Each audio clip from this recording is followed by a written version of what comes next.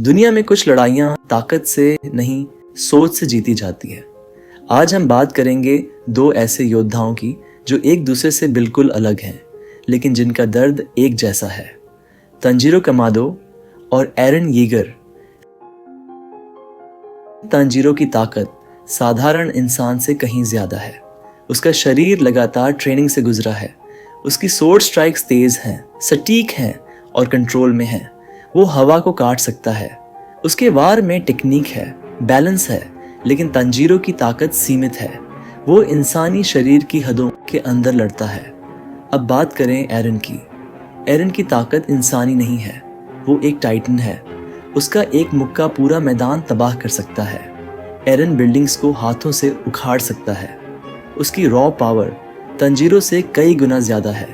अगर बात सिर्फ स्ट्रेंथ की हो तो यहाँ एरन साफ जीतता है।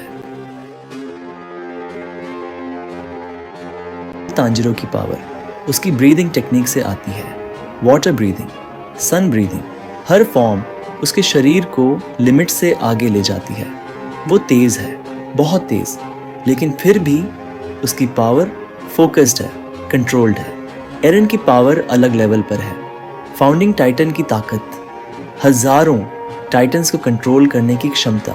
वो सिर्फ खुद नहीं लड़ता, वो पूरी डिस्ट्रक्शन को साथ लाता है। पावर के मामले में एरन का स्काल बहुत बड़ा है। तंजीरो इमोशनली स्ट्रांग है।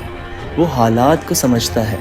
वो ओपोनेंट की कमजोरी पढ़ सकता है, लेकिन वो स्ट्रैटेजिस्ट नहीं है। वो इंस्टिंक्ट से लड़ता है। एरन यहाँ आगे निकल जाता है। एरन बहुत पहले से प्लानिंग करता है। वो लोगों को मैनिपुलेट करता है। वो फ्यूचर तक सोच सकता है। उसकी सोच स्लो नहीं, डीप होती है। आईक्यू में एरन भारी पड़ता है। बैटल आईक्यू, लड़ाई की समझ। अब असली फर्क यहाँ आता है। तंजीरो बैटलफील्ड पर इवॉल्व करता है। हर सेकंड वो सीखता है। वो एनिमी की मूवमेंट पढ़ लेता है। उसका रिएक्शन टाइम बहुत तेज है, लेकिन एरन, वो पूरी लड़ाई शुरू होने से पहले ही जीत की प्लानिंग कर चुका होता है। वो सैक्रिफाइस करने से नहीं डरता। वो खुद को भी एक वेपन की तरह इस्तेमाल करता है। बैटल आईक्यू में एरन ज़्यादा डेंजरस है। ड्यूरेबिलिटी, सहन शक्ति, तंजीरो दर्द सह सकता है। हड्डियाँ टूटने के बाद भी वो खड़ा रहता है, लेकिन उसका शरीर फिर भी इंसानी है। एरन की ड्यूरेबिलिटी अलग लेवल की है। उसका शरीर रिजेनरेट करता है। वो बार बार मरकर भी लड़ सकता है। इस कैटेगरी में एरन बहुत आगे है। फाइनल कंपैरिजन स्ट्रेंथ, एरन पावर, एरन आईक्यू, एरन बैटल आईक्यू, एरन ड्यूरेबिलिटी, एरन। लेकिन हार्ट एंड विल पावर, यहाँ कहानी बदलती है।